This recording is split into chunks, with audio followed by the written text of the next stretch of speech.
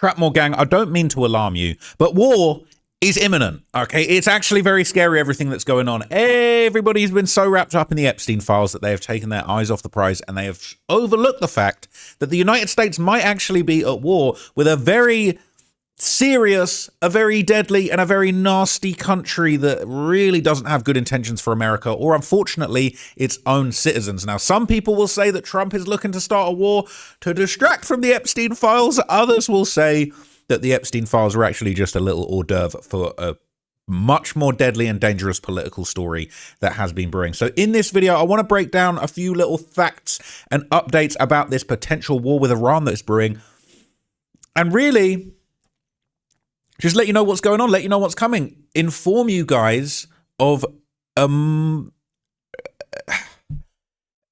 don't want to say worse than the Epstein files, but the United States being in a full-blown war with Iran would be very, very bad, okay? So the first thing I want to show you is this video from Max Afterburner, okay? Shout out to him, very good name for your channel.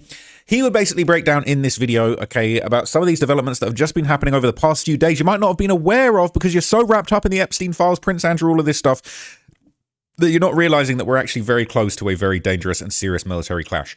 So the tensions between the US and Iran have reached the boiling point, and there has basically been alarming reports that Iran has partially closed the critical Strait of Hormuz, and this is basically a very serious escalation that could lead to a more full-blown war. Iran has essentially slammed the door on the Straits of Hormuz, at least partially, with live fire drills by their IRGC Navy, temporary closures, bold claim of 24/7 surveillance. If you followed the channel for a while, we've talked about this being one of their chess moves that leads them down this road that they just can't take this back. It's like saying the F word in church.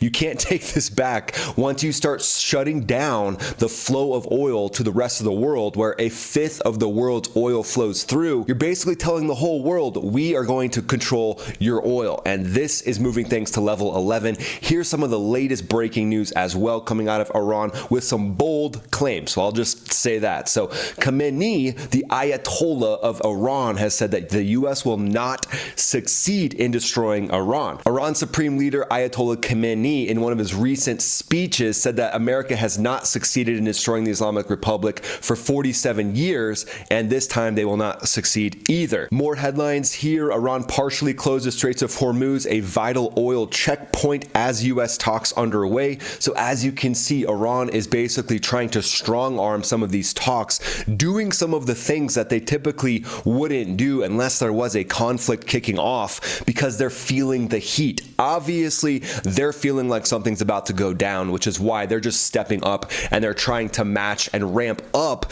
to show the US strength. That's kind of what we're seeing out of Iran right now. So look, I don't want to come across as some kind of Team America World Police flag shagger type guy, but Iran says they will not let the US destroy them. If the US wants to destroy Iran, it can. The US can destroy absolutely anyone they want. Yes, India, China, Russia. If the US really wanted to, they are the most powerful country militarily, financially, and resource-wise, and freedom-wise, because they've got an entire nation of people that are armed to the teeth. That doesn't happen anywhere else. China, India, Russia, not happening. Okay, so if America does want to destroy Iran, they are absolutely able to do so. Here's the thing, all right? When you start talking strong like this, you start seeing the ops and the rivals start clicking up. So complicating matters much more significantly, as of yesterday, okay, China and Russia actually joined Iran to conduct joint naval exercises in the region. Now, when I say that America can destroy any country they want, if all of the other countries in the world clicked up, joined forces, and came at America, I don't know if America could destroy America could probably destroy the whole world if they wanted to. They got nuclear weapons, but this type of stuff does make you concerned, because Iran, Russia, China, they're all some bitches on their own. But if they all click up and mob up together and make a little super PAC, all right, then they become a little bit more dangerous. And that is actually, unfortunately, what. So nuclear talks are hanging by a thread. You got Russia and China joining these joint naval exercises in the region, and they've closed the Strait of Hormuz. Now, interestingly enough, okay, there's another YouTube channel called What's Going with Shipping, and they would actually reveal that shipping traffic hasn't apparently been affected by oil. So goods and services and things like that are still being distributed. But unfortunately, that doesn't necessarily mean that all is good or all will be good forever. You have ships always continually going through. As a matter of fact, you have a flood of tankers coming out, and now you see tankers heading up into this area and going through. And again, this is during the period of time that Iran was supposedly having their missile drill. Now, you will note a lot of circles here. Red circles are anchored tankers. Green ones are anchored freighters. This is very typical. You see these tankers anchored outside the Straits of Hormuz and off the coast here of Fujairah. They're waiting to come into the Straits of Hormuz. Very typical for that to happen. What they do is they wait until the berth is ready for them at the fueling facility inside the Straits of Hormuz, and then they'll go in. Now, so this is a really important place, okay? And people are saying, okay, well, there's still products and goods flowing through it, but things are very serious, and they're holding live fire drills during nuclear talks with the US. Now, as of today, I want to give you the latest update on the situation with Iran. Despite the clarification, okay, intelligence sources are warning that an all-out armed conflict could begin as early as Saturday, February the 21st. Now, I don't know if there's a new episode of the Epstein Files due to be released on Saturday, but it seems like it's been made very clear that this war could actually pop off literally in the next couple of days, and it could go all In the way. breaking news tonight, a potential military strike on Iran could happen as soon as Saturday, according to top national security officials. President Trump has already positioned U.S. warships and fighter jets in the region as nuclear talks continue with Iran. Senior White House correspondent Ed O'Keefe has the latest. Ed, good evening. What are you hearing? Tony, sources tell CBS News the president hasn't yet made a final decision on whether to strike. Conversations about potential military action are described as fluid and ongoing as the White House weighs the political and military risks of escalation. The president has said he would consider strikes if Iran doesn't agree to curb its nuclear weapons program. The Pentagon is moving some personnel temporarily out of the Middle East region over the next 3 days. They're headed primarily to Europe or back here to the U.S. ahead of any potential action or counterattacks by Iran. All right, and Ed, you mentioned the... So it's getting pretty serious, right? And as we can see here, there's another update from Fox News. This was just an hour ago, okay? Basically, the Iranian leader is saying we will not back down. We won't be told. I've always heard peace in the Middle East is impossible, and it's turned out not to be.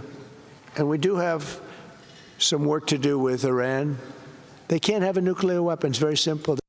Breaking today, Russia taking part in joint naval drills with Iran as the United States moves naval assets into the Middle East region and gathers the most air power there since the 2003 invasion of Iraq. In moments, State Department spokesperson Tommy Pickett, but first to our chief national security correspondent, Jennifer Griffin. She's here with us in Washington, and this is a big deal that's shaping up, Jen. It certainly feels that way, John. It's a bit surreal seeing the juxtaposition of President Trump presiding over the Board of Peace while preparing for war in the Middle East. The U.S. is engaged in the largest military buildup since the eve of the Iraq War. In the Strait of Hormuz, Iranian state television aired footage of a joint Iran-Russia live-fire naval drill, which included vessel raids and ship seizures. Iran also sent a notice to airmen not to fly over Iranian airspace during the drills, which could include cruise missiles. The Pentagon has deployed more than 120 warplanes to the Middle East, including 50 in the past 48 hours. This includes 48 F-15 fighter jets, 18 stealth F-35s, 22 KC-135 refueling tankers needed to form an air bridge, and a squadron of F-22 Raptors. 6 are now en route to the UK after having to turn back to their base for technical reasons yesterday. The total number of E-3 Sentry AWACS deployed to the region, 6. Sending the AWACS marks a significant change in strategic posture. It's an all-weather airborne warning and control system with an integrated command and control battle management to provide an accurate real-time picture of the battle space for the Joint Air Operations Center. All eyes now are on the USS Ford aircraft carrier strike group, which is nearing the Strait of Gibraltar, but still a few days from the eastern Mediterranean. Its final destination is undetermined. Should it be ordered closer to Iran, it would have to pass through the Suez Canal, which would delay it by days or weeks. Or it could stay in the eastern Med to protect Israel. Iran's atomic energy chief said today Iran won't back down, adding no country can deprive Tehran of its nuclear enrichment rights. President I can think of one country that could do that. I actually can think of one country that can do that. But as you heard, all right, all of these warships, planes, weapons are being brought over there. Now, this is actually a staggering buildup of military force. This mobilization is bigger than what was put together before the operation in Venezuela. And people are saying that this is actually the United States reaching a level of preparation for war that hasn't been seen since the invasion of Iraq. The Trump administration is closer to a major war in the Middle East than most Americans realize. That's Axios reporting last night what most of us are seeing, that it is looking more and more like war with Iran is imminent. I mean, this is the largest buildup of U.S. military forces in the Middle East in decades, significantly larger than recent operations against Venezuela or even last year's strikes on Iran, Operation Midnight Hammer. So today we're going to talk about what is happening right now, as well as some arguments being made for and against U.S. military action in Iran. And I want to start with the scale of this buildup. Ian Ellis over on X does an incredible job documenting what is publicly known in terms of U.S. military assets in the region. And you should look at this chart, which I think Ian's going to have to make this a two-pager before too long. It's getting awfully small on there. But, I mean, it gives you an idea of how much is headed to the region. But this is just what is public.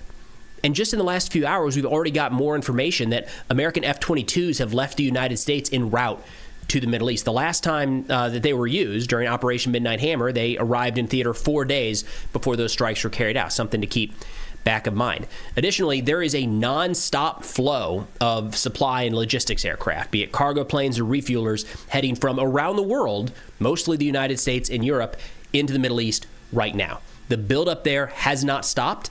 It is continuing. And there's nothing like this that I can remember. All right, so the last time that we had anything near this size happening in the Middle East was late 2002 into early 2003, the lead up to the eventual invasion of Iraq. Just to give you an idea.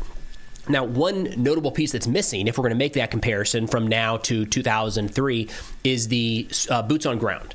There's nowhere near the same quantity of U.S. military, Marines, and soldiers on the ground that would take part in any sort of land invasion of Iran. So everything that we're looking at right now speaks to an air campaign. In fact, so they got hella planes, all right, they got a decent amount of boats, missiles, but no boots on the ground. They're not sending troops, they're not sending soldiers in the same way they did to Iraq. But as far as the air firepower, it is on par with Iraq. Now, don't want to say anything too controversial here, but further reports are suggesting that this attack on Iran might actually be a sustained week-long campaign in collaboration with Israel, right? Israel, all right. Yeah, you know, I said the word. Okay, we're not going to do all that. Preparing for war with Iran, and it could actually happen sooner than you think. The U.S. has sent 2 aircraft carriers, over a dozen warships, hundreds of fighter jets, and submarines to the Middle East. A buildup this massive hasn't happened in decades. And you've had sources telling Axios that this wouldn't be like last year's 12-day strike. This would be a weeks-long joint campaign with Israel designed to threaten the Iranian regime's very existence. And the timing's wild. Peace talks just wrapped in Geneva without a breakthrough, and you had Iran offering concessions, though the U.S. said that they weren't enough. And so with this, you're seeing Lindsey Graham saying that Trump will make a decision in weeks, not months, and J.D. Vance saying that it would be a disaster if Iran gets a nuke, and that Trump has the ability to decide when diplomacy has reached its natural end. Which, you know, to many, it doesn't sound like a man describing a negotiation, but a man preparing the public for what's to come after one. But understand, we are staring down the most consequential U.S. military action in the Middle East since Iraq. But for now, so it's really that serious, all right? And it might be a collab with Israel where they're basically going to try and get Iran out the way and secure safety in the Middle East, all right? Now, as of today, okay, before any shots have been fired, now we're hearing that Congress is actually trying to intervene. This is going around. It says Massey and Kana force House vote before any strikes begin. Okay, we're gonna sign up. We're gonna see what's going on. It says Congress must vote on war according to our Constitution. All right. So this is Thomas Massey along with Rep. Ro Khanna basically saying we will be forcing that vote to happen in the House as soon as possible. I will vote to put America first, which means voting against more war in the Middle East. And this is Ro Khanna who said Trump officials say there's a 90% chance of strikes on Iran. He can't do it without Congress. Thomas Massey and I have a war powers resolution to debate and vote on war before putting the U.S. troops in harm's way. I'll make a motion to discharge and force a vote on it. Okay, they're basically saying they're going to force a vote in the House. People are saying it feels like Massey and Khanna are going to start their own party, okay? People are saying that's how America should be. The war on Iran is trying to distract us from the pictures and videos Pam Bondi has in her safe of Trump in the Epstein files. That is pretty... I don't think they're kind of saying they're going to call it the Epstein Wars, right? All the conflicts started by these guys to cover their crimes. I do think that does make for a good story and it would be a good distraction, but at the same time, I do believe that this is actually an independent issue that is kind of brewing. Maybe it would be a convenient distraction from some things that are going on. But in the latest news, Trump has apparently given Iran now a 10-day deadline to make a meaningful deal or bad things have happened. He's pulled out, he's dusted off his copy of Art of the Deal. He's got his apprentice on, and he's basically saying, we got to make a deal or I'm going to come and push your shit in. Israel, as you know, with you could say Israel and numerous countries if you want to really know the truth, but Israel and Iran and we'll see where that goes. But when you think of Israel, we've done the biggest thing of all. We have peace in the Middle East right now. That's bigger than people said it couldn't be done. For 3,000 years, they've been talking about Middle East. They said it couldn't be done. And you look at what's happened in Gaza. And one of the keys to it was when we took those beautiful, magnificent, we just ordered 22 more of them, updated model. The B-2 bombers are incredible. I never understood the B-2 bomber. I'd watch, it's a wing. And I've never quite understood that, Johnny. I'd look at it, I'd say it was beautiful, but what does it do? It carries very big bombs. And it went into Iran, and it totally decimated the nuclear potential. And when it decimated that, all of a sudden we had peace in the Middle East, because there was a black cloud hanging over the Middle East, and if that wasn't done, that cloud would have been there. And countries like Saudi Arabia, countries like Qatar, countries like, nobody could have signed. You would have had that threat. Nobody could have had, you couldn't have had peace in the Middle East. So now we may have to take it a step further, or we may not. Maybe we're going to make a deal. You're going to be finding out over the next probably 10 days. And so as you hear, you're going to be finding out in the next 10 days. Okay, they're ready. He's ready to blow their shit up. Okay. This is getting very serious. I will keep you guys updated if I hear anything more about this. I think this is the next big story, okay? Just like we had Venezuela, it all blew up, it went crazy. It was very, very scary to see America just go into another country and kidnap the leader of the country by force, put him on trial in the United States. It was pretty badass. It was pretty gangster, to be honest with you. But at the same time, should that really be happening? Now, with Iran, it is a lot more scary. They're trying to develop nuclear weapons. They might have a lot more power and capabilities than they're letting on. Or they might not really have the weapons that they say that they have, and the US might just absolutely roll them over with the help of Israel. Now, if Russia, Iran, China, any other countries want to link up, all right, and come at America together, then we might have a problem, okay? Russia are some bitches. They couldn't handle Ukraine, all right? Ukraine's a tiny country. We threw them a few straps, all right, and they managed to push Russia shit in, really. Russia was supposed to roll over the whole country in a couple of days, didn't happen, and they're still fighting. Yes, it's been very grisly and gory for Ukraine, but Ukraine have put up a hell of a fight for what is essentially meant to be a much smaller, less powerful country. So that goes to show you the power that America has, even by just handing over some weapons.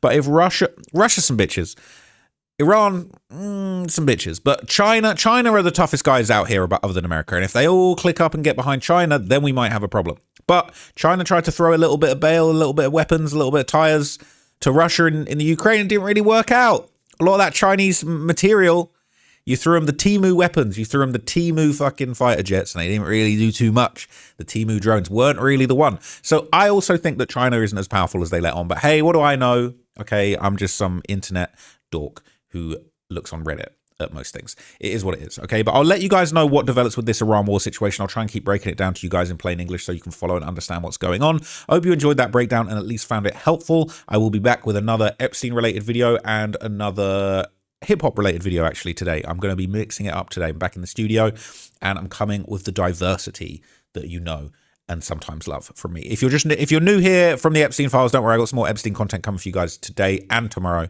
But if you are an OG, thank you for being here. I appreciate it. So I will catch you guys in the next video. Thank you for watching. And for now, I'm out, guys. Peace.